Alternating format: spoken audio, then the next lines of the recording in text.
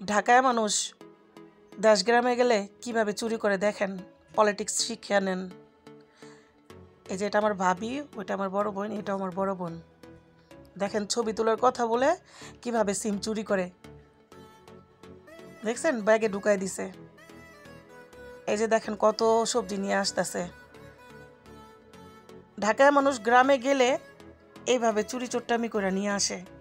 আসলে ঢাকায় কিন্তু এগুলো 10 টাকা 20 টাকা করে কিনতেই পাওয়া যায়, কিন্তু এটা শখ করে চুরি করে। দেখেন কত বড় ফুলকপি, মাশাল্লাহ। ফুলকপিটা দেখে মন ভরে যায়। এগুলো জাস্ট শখ করে এনেছে চুরি করে। আমি গেলেও আমি চুরি করে আনতাম, কিন্তু আমি যাইনি।